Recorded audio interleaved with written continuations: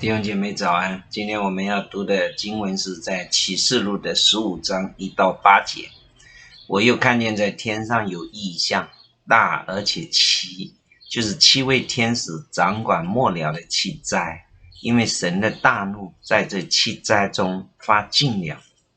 我看见仿佛有玻璃海，其中有火掺杂，又看见那些胜了兽和兽的像，并他名字数目的人都站在玻璃海上，拿着神的琴，唱神仆人摩西的歌和羔羊的歌，说：主神全能者啊，你的作为大哉奇哉，万世之王啊，你的道途义哉诚哉。主啊，谁敢不敬畏你，不将荣耀归于你的名呢？因为独有你是圣的，万民都要来在你面前敬拜，因你公义的作为已经显出来了。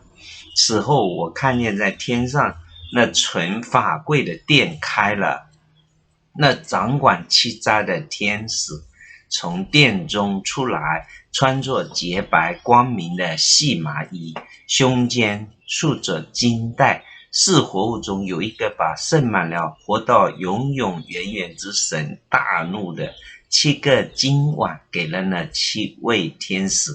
因神的荣耀和能力，殿中充满了烟，于是没有人能以进殿，只等到那7位天使所降的7灾完毕了。阿们。我们今天读经就到这里。今天的经文讲到说，那些胜了兽的人拿着神的琴歌唱歌，说：主神全能者啊，你的作为大哉奇哉，万世之王啊，你的道途义哉诚哉。主啊，谁敢不敬畏你，不将荣耀归于你的名呢？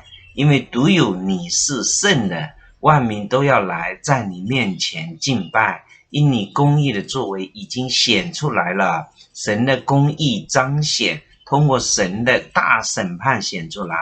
我们看到前面的7印和7号所带来的审判，接下去有7碗的神的愤怒要倒下来，罪恶必须受到神的审判。在审判中，神的子民却是弹琴唱歌。早期教会圣徒的殉难日往往被称为他的得胜日，耶稣被钉死的时候，恰恰是他最终得胜，胜过死亡的时候。真正的得胜不是安稳度日，躲避苦难，小心翼翼地保存生命。真得胜是坦然无惧面对神的审判，面对神所许可的灾难，面对神的苦悲，必要时忠心至死，也喜乐面对。在大患难中弹琴歌唱，像使徒保罗那样被关在监狱里，也唱诗赞美上帝。基督徒不是不会碰上大患难，不是不会经历神的审判，而是在神的审判中夸胜，在神的审判中弹琴歌唱敬拜赞美神。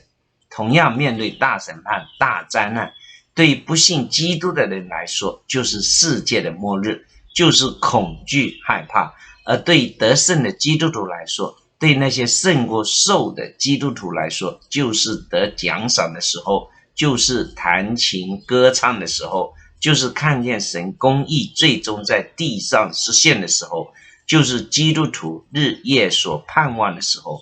这正是使徒约翰的祷告。阿们。主耶稣啊，我愿你来。阿们。